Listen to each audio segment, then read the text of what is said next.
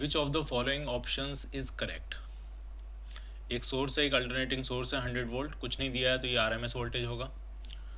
और उस सोर्स के से L C R resistance, inductor और कैपेसिटर, ये तीनों सीरीज में लगे हुए हैं और उसमें जो करंट फ्लो हो रही है वो 0.2 एम्पियर करंट फ्लो हो रही है। इस डायरेक्शन का कोई ज़्यादा सेंस नहीं होता है क्योंकि अल्टरनेटिंग करंट में करंट की कोई फिक्स डायरेक्शन नहीं होती है, वो चेंज होती रहती है। और ये जो वैल्यू है कुछ नहीं का है तो ये आरएमएस करंट की वैल्यू होगी। ठीक, फिर ये कह रहे हैं कि इंडक्टर के अक्रॉस जो वोल्टेज है वो 400 वोल्ट है और कैपेसिटर के अक्रॉस जो वोल्टेज है वो भी 400 वोल्ट है। इसका सीधा सा मतलब हुआ कि ये LCR जो सीरीज़ का सर्किट है ये रेजोनेंस पे है, क्योंकि रेजोनेंस के केस में ही इंडक्टर और कैपेसिटर के अक्रॉस वोल्टेज बराबर होते हैं और एक दूसरे के फेज़ में अपोजिट होते हैं, तो नेट वोल्टेज इस दोनों के अबाउट ज़ीरो हो जाएगा। तो जो अप्लाइड वोल्टेज है पूरा का पूरा वो किसके अगेंस्ट, किसके अक्रॉस नज़र आएगा आपको, सिर्फ और सिर्फ रेजिस्टेंस के अक्रॉस। तो रेजिस्टेंस के अक्रॉस जो वोल्टेज मिलेगा वो कितना मिलेगा, 100 वोल्ट। सिस्टम ऐसे बिहेव करेगा जैसे प्योरली रेजिस्टिव सर्किट हो। तो यहाँ से हम आर की वैल्यू फाइंड कर सकते हैं। कैसे, रेजिस्टेंस के अक्रॉस आरएमएस, और ये सब कुछ नहीं दिया तो ये सारी आरएमएस वैल्यू हैं, ये वोल्टेज, ये वोल्टेज, ये वोल्टेज, ये करंट, ये 100 वोल्ट, सब आरएमएस वैल्यू है।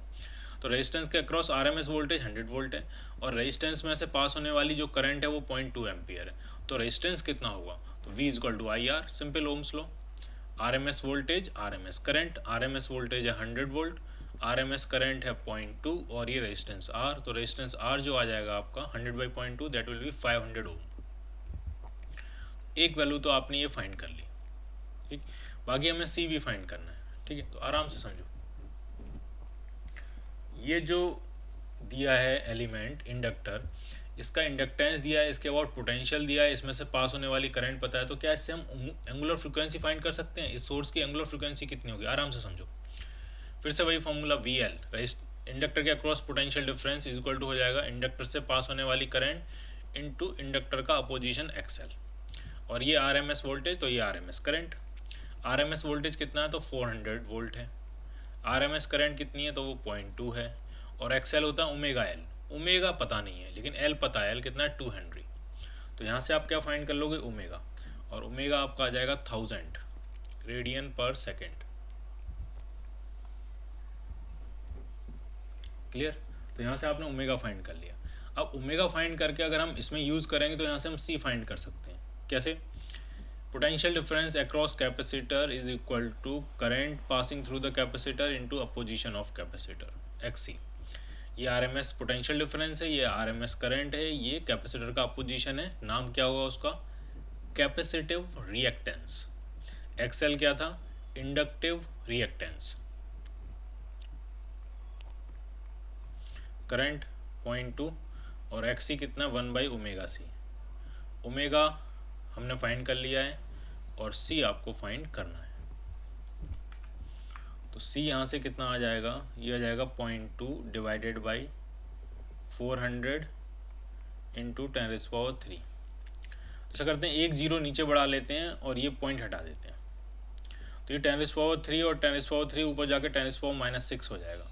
तो ये आपका आ गया हाफ इंटू 10⁻6 यानी half microfarad, that will be 0.5 microfarad. तो रेजिस्टेंस 500 ओम है और कैपेसिटेंस 0.5 माइक्रोफेरेड है। So your answer will be B part. Clear.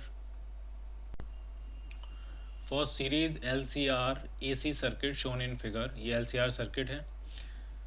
Resistance के अक्रॉस वोल्टेज V1 है, इंडक्टर के अक्रॉस V2 है और कैपेसिटर के अक्रॉस V3 है। The reading of V1 and V3 are same. Actually इसमें थोड़ा सा एरर हो गया है। एरर ये हो गया क्वेश्चन में कि ये जो है ये V1 है और ये जो है ये V2 है। ये क्या है, ये है आपका V1 और ये क्या है, ये है आपका V2।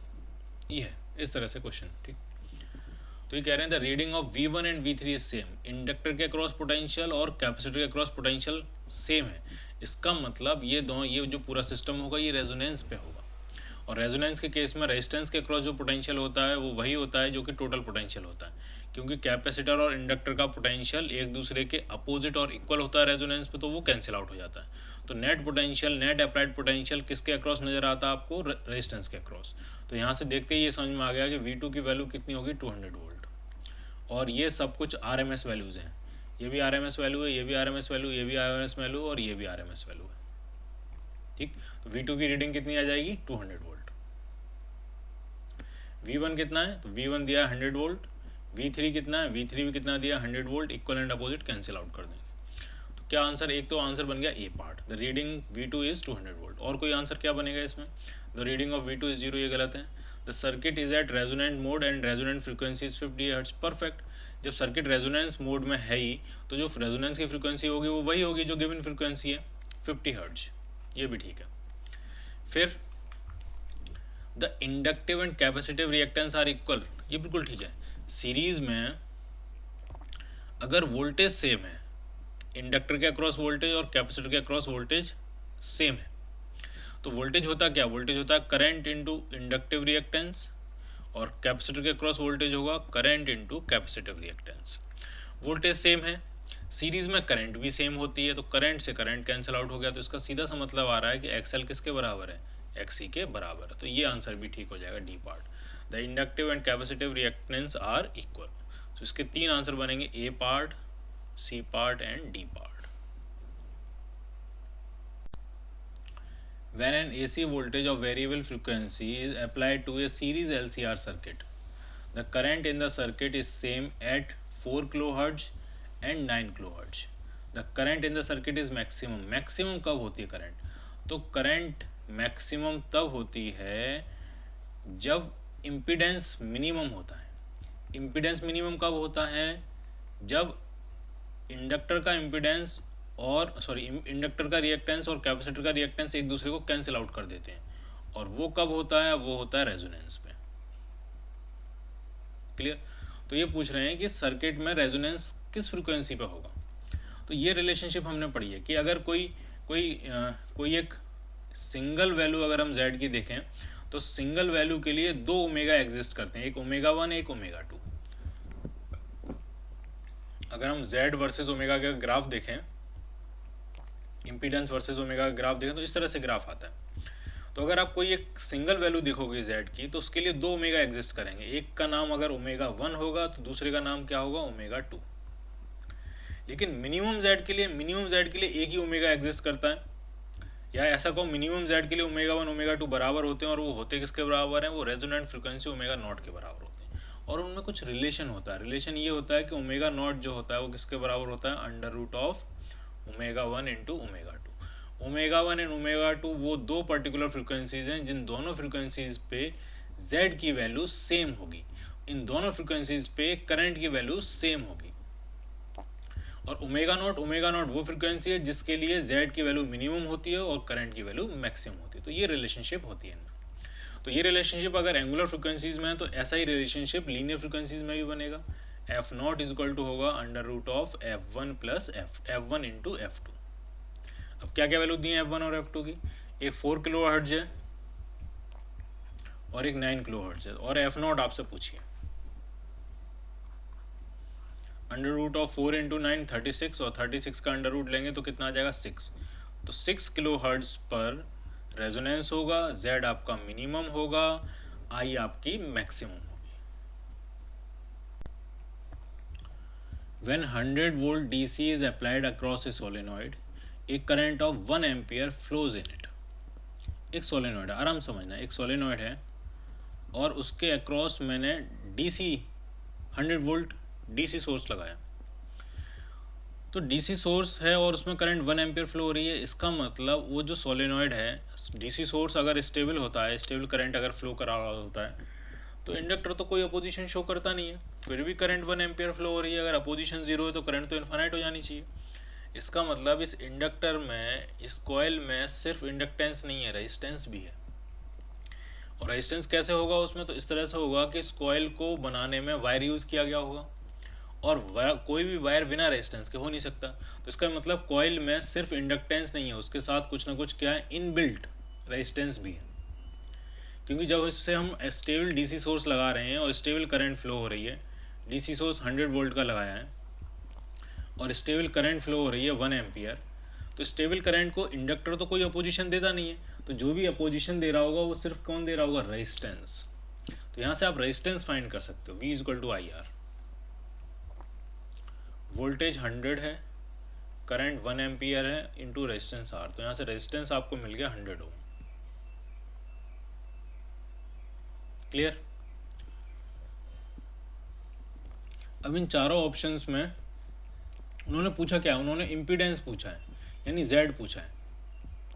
तो Z जो होता है वो होता है under root of R square plus omega L का स्क्वायर, अगर इंडक्टर और रेजिस्टेंस है, और इंडक्टेंस पूछा है यानी उन्होंने L पूछा है। ठीक, तो जरा देखते हैं इंडक्टेंस कैसे फाइंड करेंगे। उसके बाद आगे वो कह रहे हैं when 100 volt AC is applied across the same solenoid, वही सोलेनॉइड, सोलेनॉइड में सिर्फ इंडक्टर नहीं है, उसमें क्या और है, रेजिस्टेंस भी है। उस रेजिस्टेंस की इंफॉर्मेशन देने के लिए ही पहला स्टेटमेंट है, और उसमें एक 100 वोल्ट की AC, जब कुछ कहा नहीं है तो 100 वोल्ट ये RMS वोल्टेज होगा। तो करंट अब जो ड्रॉप हो जाती है वो 0.5 एम्पियर पहुंच जाती है, RMS करंट होनी भी चाहिए। DC को तो सिर्फ R ये रेजिस्टेंस अपोजिशन दे रहा था, तो करंट 1 एम्पियर फ्लो हो रही थी। अब AC को रेजिस्टेंस R भी अपोजिशन देगा और इंडक्टर L भी अपोजिशन देगा, तो अपोजिशन बढ़ गया, इसका मतलब करंट कम हो गई, इसलिए करंट 0.5 एम्पियर रह गई है सिर्फ। और इस वोल्टेज की जो फ्रीक्वेंसी है वो कही है उन्होंने, the frequency of the AC source is 50 hertz, 50 hertz इसकी फ्रीक्वेंसी है। अब इसमें इक्वेशन कैसे बनाएंगे, तो इसमें AC की इक्वेशन बनाएंगे। RMS करंट जो होती है वो होगी RMS वोल्टेज अपॉन इम्पीडेंस।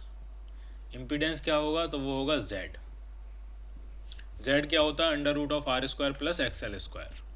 ठीक, तो RMS करंट है हाफ, RMS वोल्टेज है 100 अपॉन Z, तो यहाँ से आप डायरेक्टली Z फाइंड कर सकते हो। Z कितना आ गया आपका, 200 वोल्ट,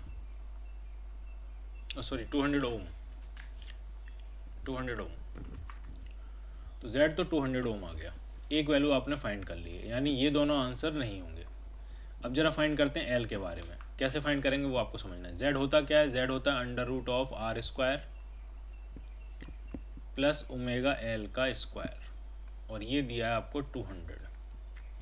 R कितना हमने निकाला था, R हमने निकाला था 100 ओम, अंडर रूट ऑफ 100 ओम का स्क्वायर। ओमेगा फ्रीक्वेंसी 50 हर्ट्ज है, तो ओमेगा हो गया 100 पाई, 100 पाई का स्क्वायर करेंगे तो 100 पाई तो हो गया ओमेगा इंटू एल का स्क्वायर इजक्वल टू 200। तो ऐसा करते हैं 100 का स्क्वायर कॉमन ले लेते हैं और ये दो जीरो से कैंसिल आउट कर देते हैं, तो ये ख़त्म हो जाएगा और ये ख़त्म हो जाएगा। तो अंदर जो बचा सिंपली बचा 1 plus pi square L square is equal to 2, दोनों तरफ स्क्वायर कर देते हैं, तो 1 प्लस पाई स्क्वायर, चलो पाई स्क्वायर ही रहने देते हैं, pi square L square is equal to 2 का स्क्वायर कितना हो जाएगा 4, तो पाई स्क्वायर एल स्क्वायर 3 आ गया, तो एल कितना मिल गया, √3 upon pi.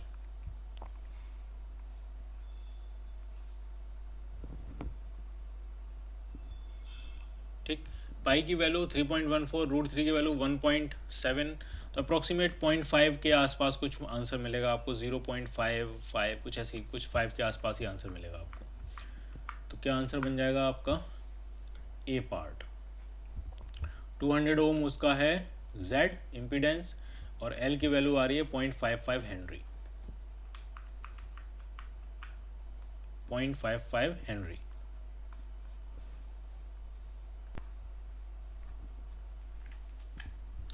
An inductor L and a capacitor C are connected in a circuit as shown in a figure.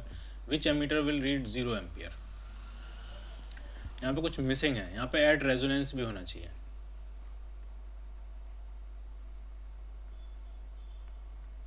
ठीक, तो आराम समझना है इसमें, ये LC सर्किट है, पैरेलल सर्किट है।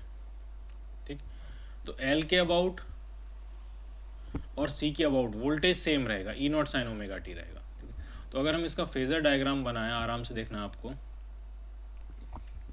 तो वोल्टेज तो दोनों के लिए सेम ही रहेगा। पैरेलल में क्या चीज़ सेम होती है, वोल्टेज, तो तीनों के लिए, दोनों के लिए जो वोल्टेज रहेगा वो सेम ही रहेगा, और वो कितना होगा, E0। फेजर डायग्राम बना रहे हैं ये E0, ये वोल्टेज दोनों के लिए। ठीक है, करंट दोनों में अलग अलग फ्लो करेगी, तो इसमें करंट मान ली IL है और इसमें करंट होने वाली IC है। इन डायरेक्शंस का कोई लेना देना नहीं है, डायरेक्शन फ्लक्चुएट करेंगी, वेरी करेंगी, सिर्फ IL और IC लिखना चाहिए था। तो कैपेसिटर में जो करंट होती है वो EMF से फेज में आगे होती है। इंडक्टर में जो करंट होती है वो फेज़ में ईएमएफ से आगे होती है।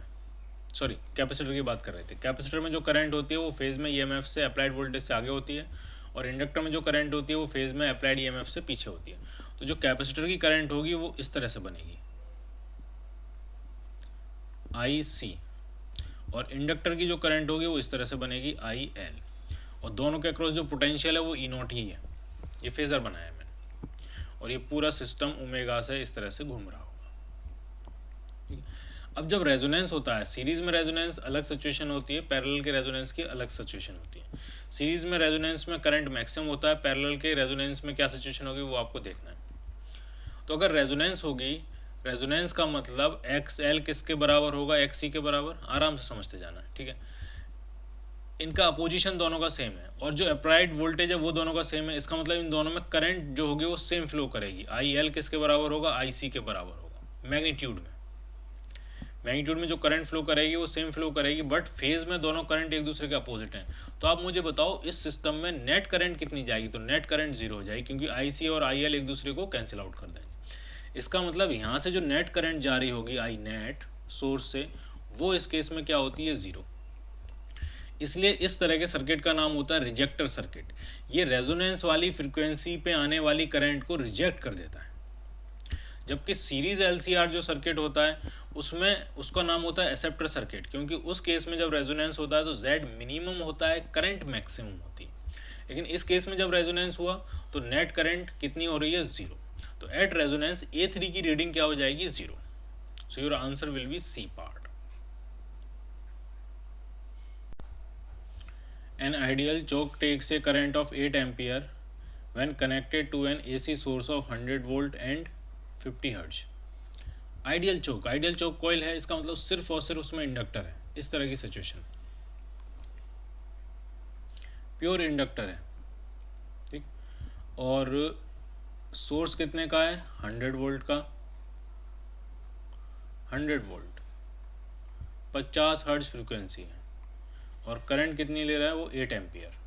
जब कुछ नहीं कहा तो 100 वोल्ट आरएमएस वोल्टेज होगा, ये आरएमएस करंट होगी। तो क्या इक्वेशन बनेगी, I is equal to V upon X L. Current 8 ampere है, वोल्टेज 100 वोल्ट है, एक्सएल कितना होता है, ओमेगा एल। ओमेगा कितना है, 100 पाई। फ्रीक्वेंसी दी है 50 हर्ट्ज, तो ओमेगा हो जाएगा 100 पाई इंटू एल। ये एल इससे 100 से 100 कैंसिल आउट हो गया, एल कितना आ रहा है, 1/8 पाई। तो यहाँ से हमने एल की वैल्यू फाइंड कर ली, 1/8 पाई हेनरी। क्लियर, ठीक। अब क्या करें, if a pure resistor under the same conditions take a current of 10 ampere. अगर इस इंडक्टर की जगह हमने अगर रेजिस्टेंस लगाया होता तो 100 वोल्ट से 10 एम्पियर की करंट ले रहा है। तो उसका सीधा सा मतलब हो गया जो रेजिस्टेंस होगा वो 10 ओम का होगा। 100 वोल्ट से अगर कोई 10 एम्पियर की करंट ले ले तो 10 ओम का रेजिस्टेंस होगा, V equal to I R. फिर कह रहे हैं if two are connected in series. अब इन दोनों को हमने सीरीज में कनेक्ट कर दिया, एक रेजिस्टेंस और एक इंडक्टर, और इन दोनों को मिला के किससे कनेक्ट किया, एक एसी सोर्स से। एसी सोर्स तो है तो 100 वोल्ट का ही, बट उसकी जो फ्रीक्वेंसी है वो 40 हर्ट्ज है। 100 वोल्ट 40 हर्ट्ज, ये है रेजिस्टेंस, 10 ओम का रेजिस्टेंस, और ये 1/8 पाई का इंडक्टेंस हेनरी। तो अब पूछ रहे हैं कि अब कितनी करंट ये दोनों मिलके लेंगे। तो आरएमएस वोल्टेज, आरएमएस करंट ही पूछी गई, तो सिंपल है ये। तो आरएमएस करंट जो होगी वो हो जाएगी RMS voltage upon Z. Z जो इम्पीडेंस है वो कितना होगा, वो होगा आर स्क्वायर प्लस एक्सएल का स्क्वायर। एक्सएल कितना होगा, ओमेगा एल। ओमेगा होता है 2 पाई एफ, तो 80 पाई, और एल कितना 80 पाई। ओमेगा 80 पाई हो जाएगा ना, ओमेगा एल कितना 8 पाई का स्क्वायर। ये आपसे पूछा गया, तो पाई से पाई कैंसिल आउट हो गया, ये हो गया 10।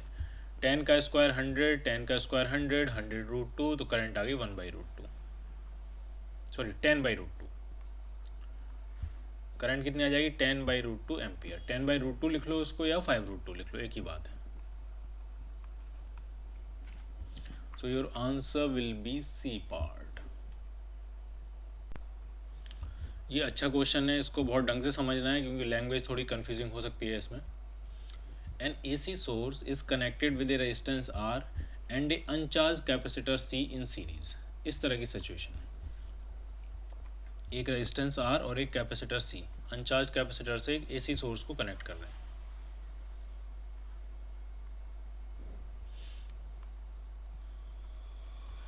The potential difference across the resistor is in phase with the initial potential difference across the capacitor for the first time at the instant. आराम समझना.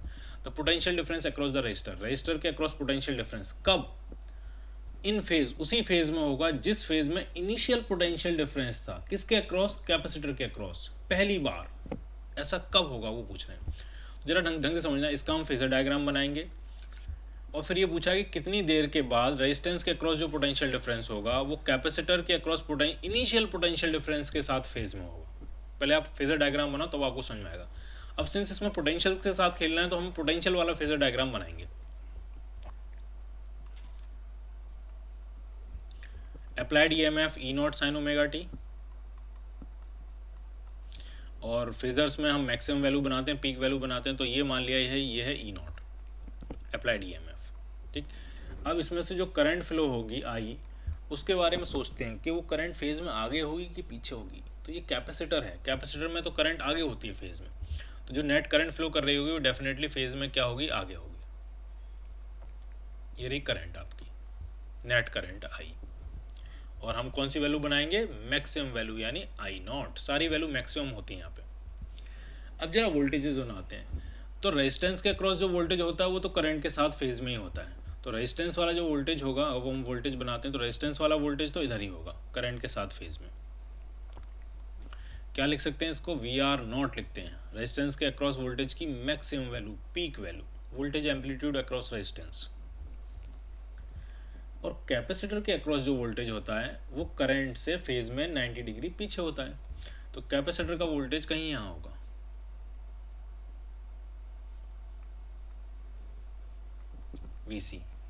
VC0 लिखते हैं क्योंकि फेजर में मैक्सिमम वैल्यूज ही रिप्रेजेंट करते हैं. अब ये पूरा सिस्टम कैसे घूम रहा होगा? ओमेगा से ऐसे घूम रहा होगा. अब ये पूछ रहे हैं कितनी देर के बाद रेजिस्टेंस का वोल्टेज कैपेसिटर के इनिशियल वोल्टेज के साथ फेज में आ जाएगा.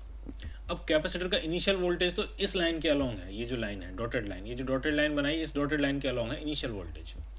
तो ये जो VR है ये कितनी देर के बाद घूम के उसी लाइन के अलोंग यहाँ पहुँच जाएगा. तो इसको कितना एंगल घूमना पड़ेगा?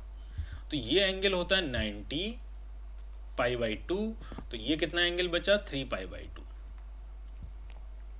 क्लियर? 270 डिग्री होगा वो एंगल. और घूम कितने से रहा है? सारे के सारे फेजर्स जो है ओमेगा से घूम रहे हैं. तो कितनी देर के बाद VR0 घूम के VC0 के इनिशियल फेज में पहुंच जाएगा? तो वो जो टाइम होगा वो होगा angle upon angular velocity. So your answer will be 3 π/2 omega. ये अपनी तरह का एक अलग क्वेश्चन आया है तो इस पर अच्छे से फोकस करना है. अगर कोई ये पूछता कि कैपेसिटर के अक्रॉस जो वोल्टेज होगा वो कितनी देर के बाद रेजिस्टेंस के अक्रॉस वोल्टेज के इनिशियल फेज में के साथ फेज में होगा, इनिशियल जो पोटेंशियल डिफरेंस होगा रेजिस्टेंस के अक्रॉस उसके साथ फेज में होगा कितनी देर के बाद, तो उसके लिए VC0 को सिर्फ कितना घूमना होता है? 90 डिग्री. तो उसके लिए जो टाइम लगता है वो होता π/2 एंगल अपॉन एंगुलर वेलोसिटी. तो ये आंसर हो जाता. Clear? Current through an AC series LCR circuit is 2 ampere if operated at a resonant frequency. अगर हम रेजोनेंट फ्रिक्वेंसी पे ऑपरेट करते हैं तो Z मिनिमम होता है, R के बराबर होता है, करंट मैक्सिमम होती है, करंट एम्पलीट्यूड मैक्सिमम होता है. ठीक है. फिर कह रहे हैं if and 1 ampere if operated at 50% less than the resonant frequency. आराम समझना. जब ओमेगा नॉट पे ऑपरेट करते हैं तो करंट 2 एम्पियर होती है, मैक्सिमम होती है 2 एम्पियर होगी. फिर 50% लेस, रेजोनेंट फ्रिक्वेंसी से 50% लेस पे ऑपरेट करते हैं यानी ओमेगा नॉट बाई 2 पे अगर ऑपरेट कर रहे होंगे तो करंट 1 एम्पियर होती है. ठीक. अब पूछ रहे हैं अगर हम अब करंट पूछ रहे हैं find the current in ampere if the frequency is 100% more than the resonant frequency. 100% मोर मतलब 2 टाइम्स. अगर 2 ओमेगा नॉट पे ऑपरेट करें तो करंट कितनी होगी ये आपसे पूछा जा रहा है. तो आराम समझना, करंट और फ्रीक्वेंसी का अगर हम ग्राफ बनाते हैं, ये करंट और ये फ्रीक्वेंसी, तो जो ग्राफ बनता है वो कुछ इस तरह से बनता है।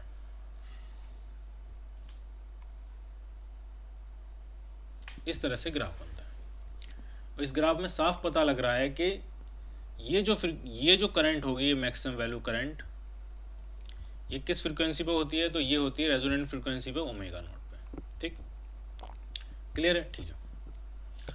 अब इस मैक्सिमम करंट के अलावा अगर कोई और आप करंट चूज करते हो, कोई और करंट, जनरल करंट, तो उस करंट के करस्पॉन्डिंग दो फ्रीक्वेंसी मिलती हैं। एक रेजोनेंट फ्रीक्वेंसी से कम मिलती है जिसको आप ओमेगा 1 कह सकते हो, एक रेजोनेंट फ्रीक्वेंसी से ज़्यादा मिलती है जिसको आप ओमेगा 2 कह सकते हो। ठीक, और ये रिलेशनशिप हमको पता है कि ओमेगा नॉट जो होता है वो under root of omega 1 into omega 2 होता है। तो पहले चेक कर लेते हैं कि कहीं रेजोनेंस से कम वाली फ्रीक्वेंसी तो ये है और रेजोनेंस से ज़्यादा वाली फ्रीक्वेंसी है, तो कहीं कम और ज़्यादा कहीं ये ओमेगा 1 ओमेगा 2 पेयर तो नहीं बना रहे हैं। तो ज़रा चेक कर लेते हैं। तो under root of omega 1 into omega 2 जो आना चाहिए वो ओमेगा नॉट के बराबर आना चाहिए, और वो यहाँ से आ रहा है। गौर से देखो इसको, अंडर रूट ऑफ ओमेगा 1 कितना है, ओमेगा नॉट बाई 2, और ओमेगा 2 कितना है, 2 ओमेगा नॉट। तो ये 2 से 2 क्या हो गया, कैंसिल आउट, तो क्या आ गया, ओमेगा नॉट। इसका मतलब ओमेगा नॉट बाई 2 और 2 ओमेगा, ये दोनों ही जो हैं वो ओमेगा 1 ओमेगा 2 पेयर हैं बेसिकली। और अगर ये पेयर बना रहे हैं तो इन दोनों के लिए करंट की वैल्यू क्या होगी, सेम। तो ओमेगा 1 पे अगर 1 एम्पियर करंट फ्लो हो रही है, तो ओमेगा 2 पे भी जो करंट फ्लो होगी वो खुद क्या हो जाएगी, 1 ampere. So your answer will be B part. एक चीज और समझ में आनी चाहिए कि ओमेगा नॉट के अबाउट ये ओमेगा 1 और ओमेगा 2 जो होते हैं वो सिमेट्रिक नहीं होते हैं, इक्विडिस्टेंट नहीं होते हैं। क्यों? ओमेगा नॉट से ओमेगा 1 पहुंचने में कितना पीछे आना पड़ रहा है, ओमेगा नॉट बाई 2, लेकिन ओमेगा 2 पहुंचने में कितना आगे जाना पड़ रहा है, ओमेगा नॉट। तो ये जो ग्राफ होता है ये रेजोनेंट फ्रीक्वेंसी के अबाउट सिमेट्रिक नहीं होता है। Clear? For an AC circuit containing capacitor only, the applied AC voltage waveform is shown in figure। जो applied voltage है वो उसकी waveform आपको given है, ये applied जो voltage है। और कुछ चार्ज या करंट के बारे में कुछ पूछ रहे हैं तो आराम से समझना आपको। applied voltage V के बारे में ये इन्फॉर्मेशन गिवन है। तो अगर हम गौर से देखें तो V जो है एक साइन का ग्राफ है, तो V equal to V not sine omega T, उसको लिख सकते हैं हम। ठीक, तो अगर चार्ज के बारे में देखें, इस पर कितना चार्ज स्टोर हो रहा होगा, तो Q इक्वल टू होता है सी वी। तो Q इक्वल टू हो जाएगा C V not sine omega t, यानी चार्ज का भी जो ग्राफ बनेगा वो साइन का ही ग्राफ होगा। इसका मतलब जब वोल्टेज पॉजिटिव में मैक्सिमम होगा तब चार्ज भी मैक्सिमम होगा इस प्लेट पे। इस प्लेट की अगर हम बात करें, इस प्लेट को ए प्लेट कह देते हैं, तो हम सिर्फ ए प्लेट की बात करें तो अगर वोल्टेज पॉजिटिव है तो ए प्लेट पे चार्ज पॉजिटिव होगा, वोल्टेज जीरो होगा तो ए प्लेट पे चार्ज जीरो होगा, वोल्टेज निगेटिव होगा तो ए प्लेट पे चार्ज निगेटिव होगा, वोल्टेज फिर जीरो होगा तो ए प्लेट पे फिर से चार्ज क्या हो जाएगा, जीरो हो जाएगा। तो चार्ज और वोल्टेज सेम फेज में चल रहे हैं, चलने भी चाहिए क्योंकि Q इक्वल टू क्या होता है, सी वी। सी तो कांस्टेंट ही हुआ, तो वोल्टेज के साथ ही चार्ज चलेगा। ठीक है, तो जब ए से बी हो रहा है प्रोसेस, वोल्टेज ए से बी बढ़ रहा है, तो कैपेसिटर की चार्जिंग हो रही है। और किस तरह से चार्जिंग हो रही होगी, ढंग से समझना, किस तरह से चार्जिंग हो रही होगी। ये प्लेट ए मान लेते हैं, ये प्लेट बी मान लेते हैं। ए प्लेट पे पॉजिटिव चार्ज आ रहा होगा और बी प्लेट पे नेगेटिव चार्ज आ रहा होगा। फिर जब बी से सी जा रहे हैं तो वोल्टेज कम हो रहा है तो चार्ज भी कम हो रहा होगा, तो कैपेसिटर की डिस्चार्जिंग हो रही होगी। ए प्लेट पे जो पॉजिटिव चार्ज आया वो कम होना शुरू हो गया होगा, बी प्लेट पे जो नेगेटिव चार्ज आया वो भी कम होना शुरू हो गया होगा। सी तक पहुंचते पहुंचते वोल्टेज जीरो तो चार्ज भी जीरो, यानी ए प्लेट पे चार्ज बढ़ा फिर घट के फिर से जीरो हो गया, बी प्लेट पे चार्ज नेगेटिव बढ़ा और फिर से वो क्या हो गया, जीरो हो गया। अब जरा सी से डी के बारे में देखते हैं, सी से डी के बारे में क्या होगा। तो सी से डी के बारे में उल्टा होगा। अब ए प्लेट पे नेगेटिव चार्ज एक्यूमुलेट होना शुरू होगा और बी प्लेट पे पॉजिटिव चार्ज एक्यूमुलेट होना शुरू होगा। डी पॉइंट का मतलब ए प्लेट पे मैक्सिमम नेगेटिव चार्ज होगा, बी प्लेट पे मैक्सिमम पॉजिटिव चार्ज होगा। उसके बाद जब हम ई की तरफ बढ़ेंगे तो चार्ज इस पर नेगेटिव आया था वो खत्म होना शुरू हो जाएगा, इस पर पॉजिटिव चार्ज आया था वो भी खत्म होना शुरू हो जाएगा, और ई तक पहुंचते पहुंचते वोल्टेज जीरो तो चार्ज भी जीरो हो जाएगा। यानी ईएमएफ की एक साइकिल में हमारी 2 बार चार्जिंग और 2 बार डिस्चार्जिंग हुई है। ए से बी चार्जिंग, बी से सी डिस्चार्जिंग, सी से डी फिर से charging but in opposite polarity, और डी से ए फिर से ई फिर से डिस्चार्जिंग। तो एक ईएमएफ की साइकिल में 2 बार चार्जिंग हुई है और 2 बारी क्या हुई है, डिस्चार्जिंग। पहले चार्जिंग, फिर डिस्चार्जिंग, फिर चार्जिंग, फिर डिस्चार्जिंग। क्लियर है ये? ठीक है। तो पहला स्टेटमेंट आप बताओ करेक्ट है कि नहीं है। जब V इंक्रीज हो रहा है A से B तक तो चार्जिंग हो रही होगी, और कैसे चार्जिंग हो रही होगी, पहली वाली प्लेट पॉजिटिव होगी और दूसरी वाली प्लेट नेगेटिव होगी, तो पहला ठीक है। ठीक। अब कह रहे हैं V increases from A to B, A से B में करंट के बारे में क्या पूछ रहे हैं, करंट क्या हो रहा होगा। ठीक है, तो करंट और EMF एक दूसरे के साथ 90 डिग्री फेज में चलते हैं, करंट फेज में आगे चलती है। तो अगर वोल्टेज 0 से मैक्सिमम हो रहा है तो करंट मैक्सिमम से 0 हो रही होगी। ठीक, क्योंकि ये आउट ऑफ फेज होते हैं। ठीक, जब वोल्टेज 0 होता है तब करंट मैक्सिमम होती है। ठीक, यहाँ वोल्टेज A पे वोल्टेज 0, C पे वोल्टेज 0, E पे वोल्टेज 0, तो A पे करंट मैक्सिमम, C पे करंट मैक्सिमम और E पे करंट मैक्सिमम। अंतर ये होगा, एक बार एक डायरेक्शन में मैक्सिमम होगी, एक बार दूसरी डायरेक्शन में मैक्सिमम होगी। तो ये B ऑप्शन भी आपका करेक्ट है। As V increases from A to B, the current in the circuit decreases from maximum to 0 value. Perfect है एकदम। ठीक, अब जरा C पार्ट देखते हैं। As V decreases from B to C, B से C में आ रहे हैं तो कैपेसिटर क्या होगा, डिस्चार्ज होगा। C ऑप्शन भी करेक्ट है। As V decreases from B to C, the charging of capacitor takes place, वो नहीं है। B से C अगर वोल्टेज कम हो रहा है तो चार्ज भी कम होगा, तो ये ऑप्शन गलत हो जाएगा। तो इसके 3 आंसर बनेंगे, A, B and C part. ठीक, अगर हम थोड़ा करंट पे और फोकस करें तो मैं अलग से आपको दिखाता हूँ। करंट पे थोड़ा और फोकस करो आप कि करंट किस तरह से वेरी करेगी।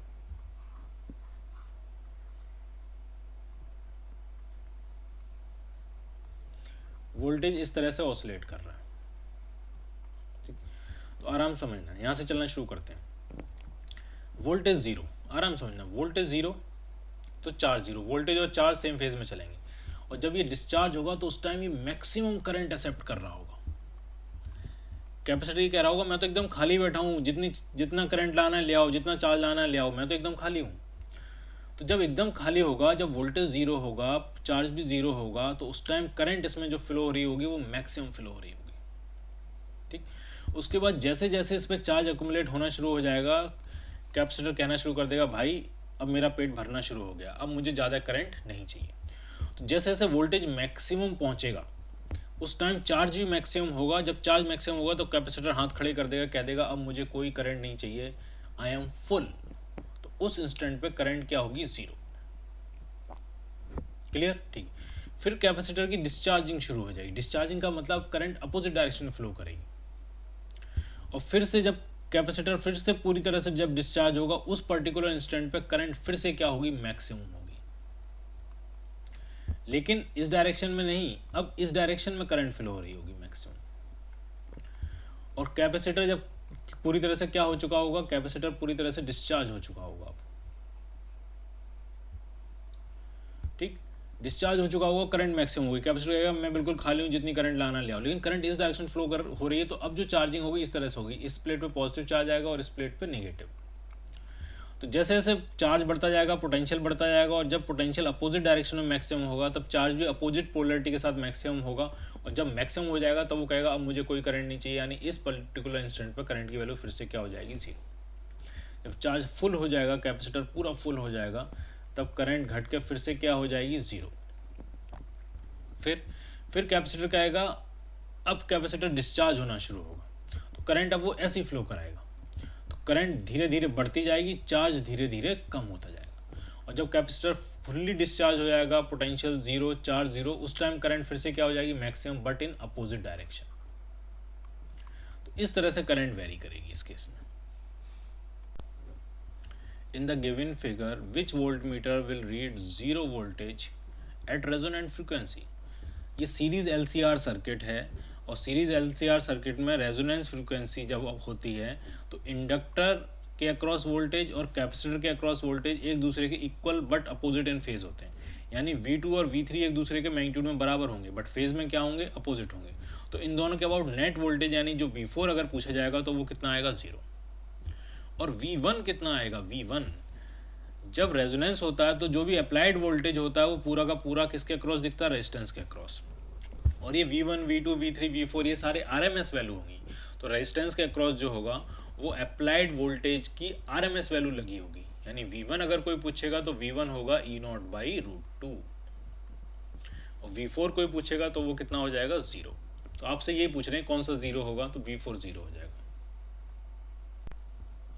A coil having a inductance of 1/pi Henry is connected in series with a resistance of 300 ohm। इस तरह की सिचुएशन, एक कॉइल है, उसका इंडक्टेंस दिया है और एक रेजिस्टेंस के साथ वो सीरीज में कनेक्टेड है। रेजिस्टेंस कितना है 300 ओम, और इंडक्टेंस कितना दिया है 1/pi हेनरी, और सीरीज में जिस सोर्स के साथ कनेक्ट है वो सोर्स गिवन है आपको 20 वोल्ट 200 हर्ट्ज, 20 वोल्ट का सोर्स है और फ्रीक्वेंसी दी है 200 हर्ट्ज। ओमेगा कितना होगा इसका, ओमेगा कितना होगा, तो ओमेगा होगा 2πf, यानी 400 पाई।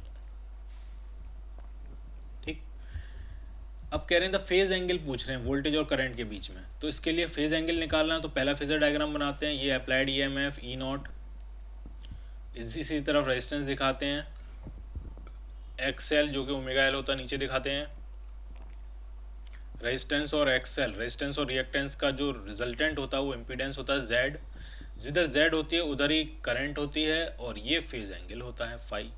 तो tan फाई अगर आप लिखोगे, tan फाई tan के टर्म्स में निकालते हैं क्योंकि सब कुछ tan में ही दिया हुआ है आंसर सारे, तो tan फाई लिखोगे तो वो आ जाएगा XL/R। tan फाई कितना हुआ, XL ओमेगा L, ओमेगा कितना है 400 पाई, L कितना है 1/पाई, अपॉन रेजिस्टेंस कितना है 300 ओम। पाई से पाई कैंसिल आउट हो गया, ये कैंसिल हुआ, तो ये 4/3। तो फाई जो मिल रहा है आपको, phase difference between current and EMF, net current and net applied EMF, tan inverse 4/3 D part। In the circuit shown in figure, the AC source gives a voltage of 20 cos 2000 t। ये AC source दिया है 20, यानी RMS voltage कितना होगा, तो RMS 20/√2 यानी 10√2 होगा, और ओमेगा कितना है, तो ओमेगा दिया है 2000।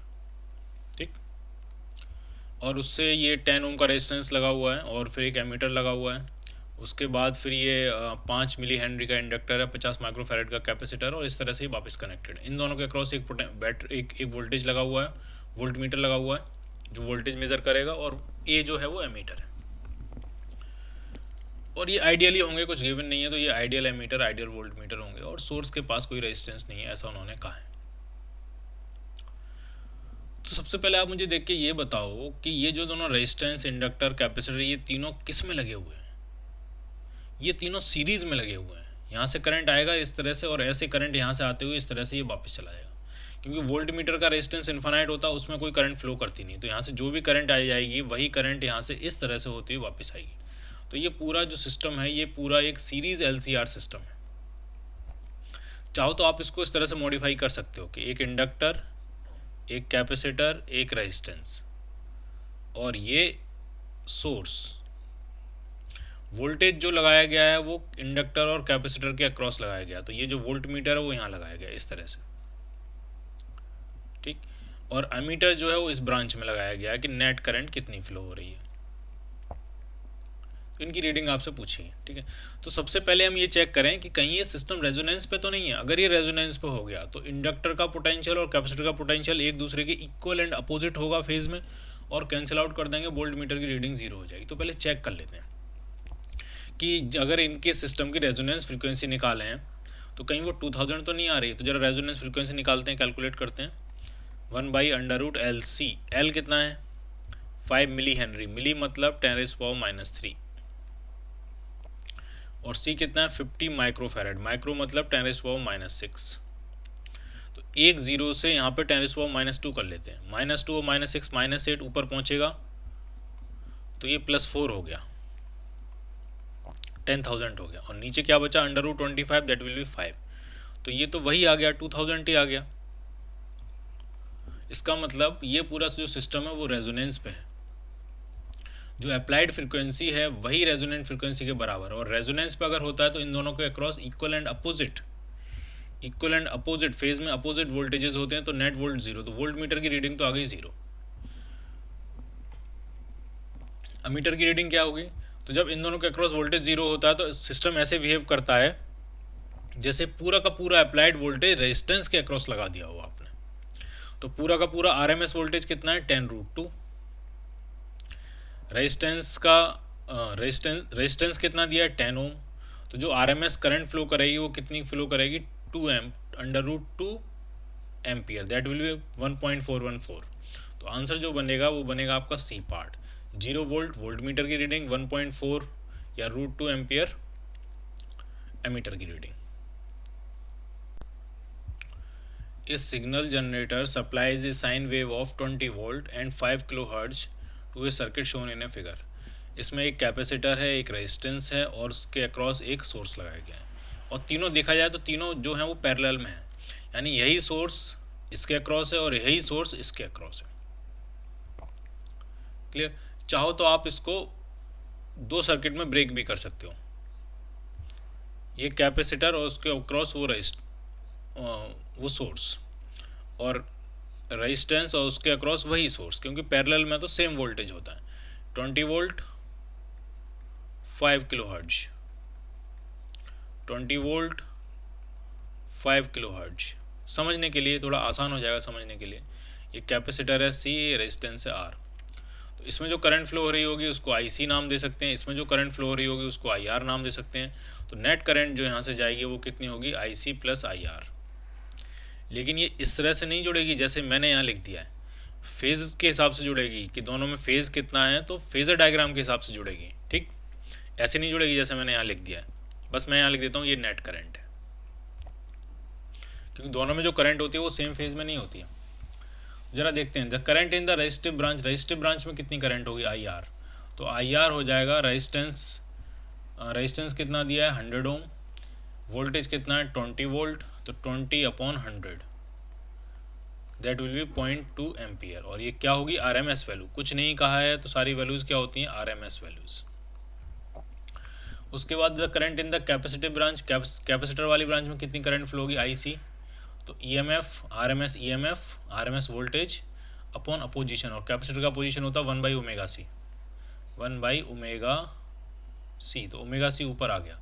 ओमेगा कितना होगा? 2πf। एफ कितना है? एफ है आपका 5 किलोहर्ट्ज, किलोहर्ट्ज यानी 10⁻3।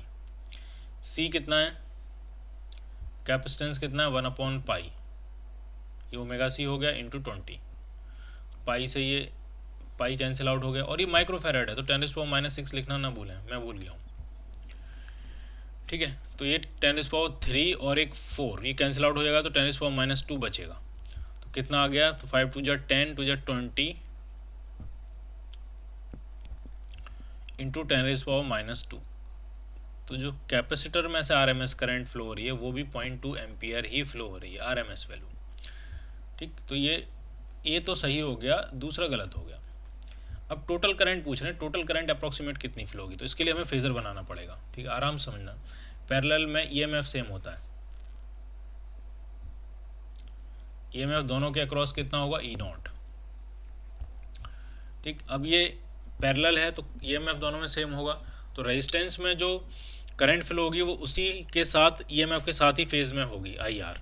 लेकिन कैपेसिटर की जो करंट होगी वो ईएमएफ से फेज में आगे होगी, आई सी। तो नेट जो करंट फ्लो होगी वो इन दोनों का रिजल्टेंट होगी, तो ये होगी रिजल्टेंट करंट। तो नेट करंट कितनी आ रही है? यहाँ से देखते ही समझ में आ रहा है कि वो होगी √IR² प्लस IC का स्क्वायर। ठीक है, पैरेलल का फेजर डायग्राम अलग तरीके से बनेगा। वोल्टेज दोनों केस में सेम होगा, बट करंट जो होगी, रेजिस्टेंस में करंट वोल्टेज के साथ फेज में होगी और कैपेसिटर में करंट वोल्टेज से आगे होगी। अगर हम टेक्निकली सही बनाएं तो हमें ये IR नहीं बनाना चाहिए, IR0 बनाना चाहिए, और ये IC नहीं बनाना चाहिए, IC0 बनाना चाहिए। और यहाँ पे जो नेट करंट आएगी उसकी भी मैक्सिमम वैल्यू आएगी। लेकिन अगर ये रिलेशन मैक्सिमम करंट्स में सही है तो यही रिलेशन RMS करंट्स में भी सही होगा, √IR² प्लस IC², क्योंकि मैक्सिमम करंट को ही √2 से जब डिवाइड करते हैं तो RMS करंट मिल जाती है आपको। तो ये भी 0.2, ये भी 0.2, तो आंसर मिलेगा 0.2 टाइम्स √2। √2 होता है 1.414, 1.414 इंटू 0.2 मल्टीप्लाई करोगे तो ये अप्रॉक्सीमेट ही आंसर मिल जाएगा, और अप्रॉक्सीमेट ही पूछा तो ये आंसर भी करेक्ट है। फिर कह रहे हैं current in both the branches is same, ये भी ठीक है, करंट सेम है मैग्नीट्यूड में, लेकिन फेज में वो दोनों करंट 90 डिग्री आगे पीछे हैं। कैपेसिटर वाली करंट फेज में 90 डिग्री आगे है। तो आंसर ए भी सही है, बी भी सही है और लास्ट वाला भी सही है। A complex current wave is given by I is equal to 5 + 5 sin 100 πt। एक करंट है, कॉम्प्लेक्स करंट है, ना प्योरली एसी है ना प्योरली डीसी, उनका एक कॉम्बिनेशन है। उसका एक्सप्रेशन आपको दिया 5 + 5 sin 100 πt। अगर ढंग से देखा जाए तो इसके दो कंपोनेंट हैं, ये एक फिक्स्ड कंपोनेंट है, ये टाइम के साथ वेरी नहीं कर रहा है, और ये कंपोनेंट टाइम के साथ वेरी कर रहा है। तो ये जो कंपोनेंट है ये एसी कंपोनेंट है, और ये क्या है इसका डीसी कंपोनेंट। और उसकी एवरेज वैल्यू पूछिए, एवरेज वैल्यू, और पूरे टाइम इंटरवल, पूरे एक टाइम पीरियड के लिए पूछिए, पूरे 1 टाइम पीरियड के लिए पूछिए। तो एक टाइम पीरियड के लिए इस कंपोनेंट की जो एवरेज वैल्यू होगी वो 0 हो जाएगी, क्योंकि आधे टाइम इंटरवल के लिए साइन पॉजिटिव होगा, आधे टाइम इंटरवल के लिए साइन नेगेटिव होगा, तो नेट एवरेज वैल्यू क्या हो जाएगी 0। तो average value over 1 time interval, mean value over 1 time interval अगर आपसे पूछी जाए तो वो सिंपली कितनी आ जाएगी 5 एम्पियर। जो डीसी वाला कंपोनेंट है सिर्फ वही सर्वाइव करेगा। B part, an AC voltage V is equal to V0 sin 100 πt is applied to the circuit. The phase difference between current and voltage is found to be π/4। Voltage और current में जो phase difference दिया है वो π/4 दिया है। तो क्या क्या होगा वो आपसे पूछा गया है। आर की आर अगर आर होगा, सी होगा, क्या आर होगा, एल होगा, क्या होगा, वो सब पूछा गया आपसे। तो सबसे पहले ये आप ये समझो कि फेज में कौन आगे है, वोल्टेज आगे है कि करंट आगे है। दोनों में डिफरेंस तो π/4 का है, 45 डिग्री का डिफरेंस है, π/4 का डिफरेंस है, लेकिन फेज में आगे है कौन। तो दोनों ग्राफ देख के पता लग रहा है वोल्टेज आगे है। कैसे? क्योंकि वोल्टेज ने मैक्सिमम वैल्यू पहले ही अचीव कर ली है, करंट को मैक्सिमम वैल्यू अचीव करने में थोड़ा सा टाइम लगा है, तो करंट वोल्टेज से पीछे चल रही है। ये वोल्टेज की मैक्सिमम वैल्यू है, वो वोल्टेज ने अर्लियर टाइम पे ही अचीव कर लिया। करंट को अपनी मैक्सिमम वैल्यू अचीव करने में थोड़ा सा टाइम और लगा है। तो वोल्टेज करंट से आगे है, करंट वोल्टेज से पीछे है, एक ही बात हुई। इसका मतलब सिस्टम में एल होगा और आर होगा, या फिर तीनों भी हो सकते हैं, LCR भी हो सकता है, और कुछ इस तरह से होगा ताकि XL जो होगा वो XC से बड़ा होगा। यानी सिस्टम जो है उसमें जो इंडक्टिव रिएक्टेंस है वो ज़्यादा होगा, और अगर कैपेसिटिव रिएक्टेंस होगा तो वो कम होगा। L की डोमिनेंस होनी चाहिए, तभी करंट पीछे हो सकती है। ठीक, तो इसमें उन्होंने कोई भी ऑप्शन ऐसा नहीं दिया जिसमें तीनों हों, LCR हों। इसका मतलब आंसर L और R वाला बनेगा। तो A नहीं हो सकता आंसर, और आंसर B नहीं हो सकता, आंसर C और D में से एक आएगा। क्लियर? ठीक। अब दूसरी बात, फेज डिफरेंस कितना दिया है π/4। तो अगर हम फेज़र वगैरह बनाएं, इसका पहला वाला फेज़र तो ये होता है अप्लाइड E0, इधर ही बनता है R, इस तरह बनता है आपका XL, इनका जो रिजल्टेंट होता है XL और R का वो होता है Z। जिस तरफ Z होती है उसी तरफ करंट होती है, और ये होता है फेज। और 45 डिग्री दिया है, tan 45 होगा कितना वो, तो वो होगा ये XL होगा, XL ओवर R। 45 1 होता है, इसका मतलब XL किसके बराबर हो गया, R के बराबर हो गया। XL कितना होता है, ओमेगा L। ओमेगा कितना दिया क्वेश्चन में, ओमेगा ये दिया, ये रहा ओमेगा 100 दिया। तो ओमेगा L R के बराबर है, omega 100 is equal to R/L। इसका मतलब R और L का रेशियो जो होना चाहिए वो 100 होना चाहिए। हम इस इक्वेशन से एग्जैक्ट वैल्यू फाइंड नहीं कर सकते, क्योंकि हमारे पास सिर्फ एक ही इक्वेशन है और 2 अननोन है। ठीक, हम सिर्फ प्रूफ चेक कर सकते हैं, ठीक है, वेरीफाई कर सकते हैं। तो R/L का जो रेशियो है वो 100 होना चाहिए। अब देखो किस केस में R/L का रेशियो 100 होगा, क्या इस केस में होगा? नहीं, इस केस में R/L का रेशियो जो है वो 10,000 है। इस केस में R/L का रेशियो जो है 100 है। तो यही आंसर बनेगा, डी पार्ट।